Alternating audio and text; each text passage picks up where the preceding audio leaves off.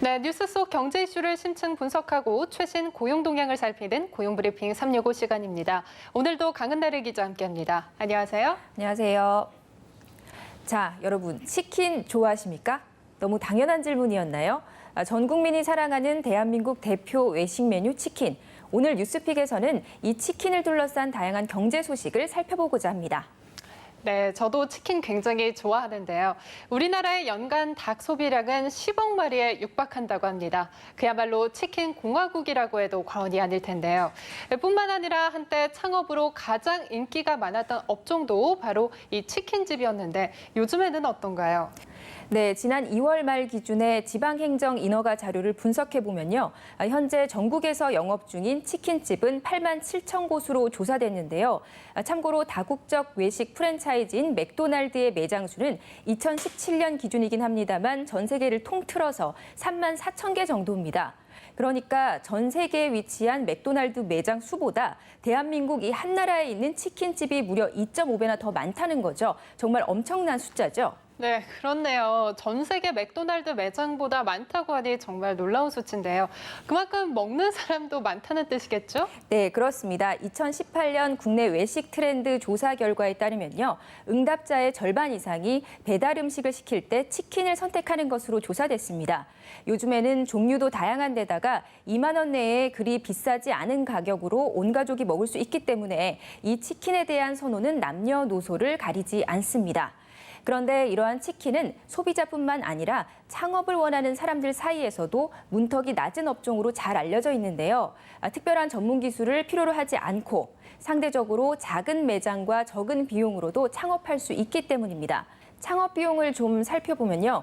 커피숍은 평균 1억 1천만 원, 한식점은 1억 600만 원 정도인데 반해서 치킨 프랜차이즈의 경우 약 5,700만 원이라고 합니다.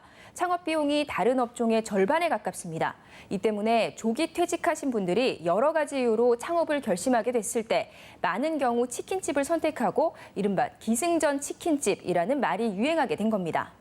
네, 그렇군요. 그런데 반대로 이야기를 하면 문턱이 낮다는 건 그만큼 치킨집 창업에 뛰어드는 사람들이 많기 때문에 경쟁도 그만큼 치열하다는 뜻이겠죠? 네, 맞습니다. 앞서 말씀드렸다시피 전국에서 운영되고 있는 엄청난 수의 치킨집 자체가 치열한 경쟁의 현실을 보여주고 있는데요. 치킨집은 이미 포화 상태인데 치킨을 주문하는 소비자 수는 한정돼 있다 보니 아무리 문턱이 낮다 해도 이제는 섣불리 뛰어들 수 없는 상황이 오게 된 거죠. 실제로 이를 대변하듯이 치킨집을 창업하는 사례는 옛날보다 확실히 줄고 반대로 폐업하는 사례는 늘었습니다. 지난 2014년엔 치킨집 9,700곳이 문을 열었지만 2016년에는 6,800곳 쭉 감소하다가 지난해엔 바로 전년도보다는 약간 늘긴 했지만 6,200곳만 새롭게 문을 열었습니다. 반대로 폐업한 치킨집은 2014년에는 7,600곳이었는데요. 재작년에 8,900곳이 폐업하는 등 2015년 이후로 매년 8,000곳 넘는 치킨집이 문을 닫고 있습니다.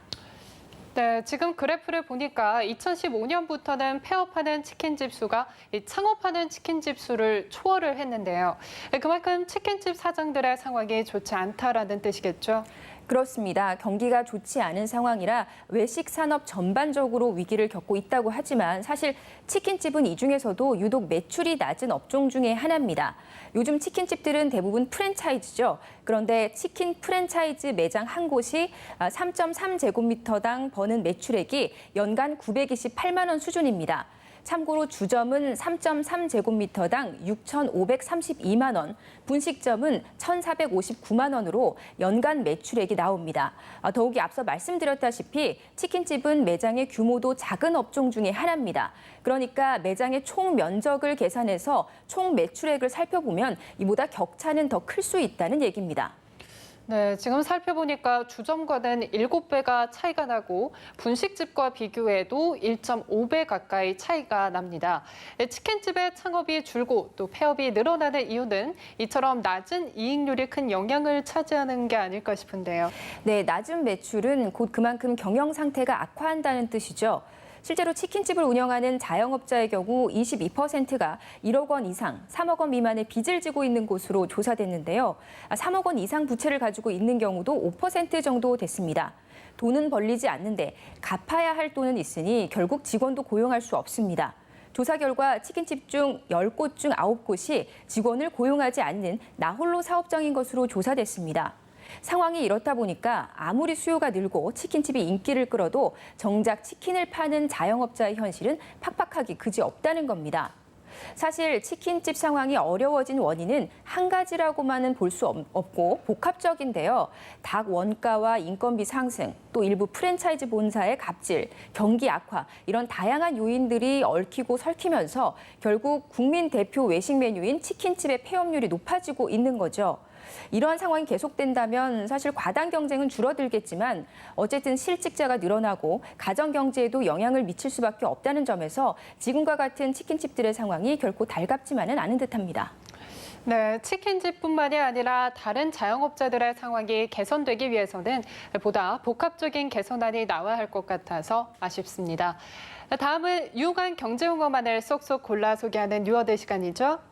네, 오늘의 뉴워드는 바로 차액 가맹금입니다. 차액 가맹금이란 프랜차이즈 본사에서 가맹점주에게 원재료 같은 필수 품목을 공급할 때 얻는 마진을 말하는데요.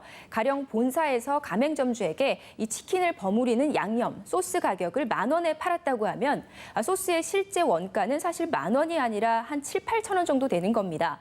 이렇게 되면 본사는 가맹점주로부터 2, 3천 원 정도의 이득을 얻게 되는 거죠. 미국과 일본 같은 경우에는 브랜드의 수수료 성격인 로열티로 수익을 얻고 있지만 우리나라는 로열티 외에도 이런 차액 가맹금을 통해서 본사가 수익을 얻는 구조입니다. 실제로 공정위가 치킨과 패스트푸드 등 프랜차이즈 가맹본부 50곳을 조사해 보니까 94%인 46곳이 이런 차액 가맹금을 받고 있었습니다.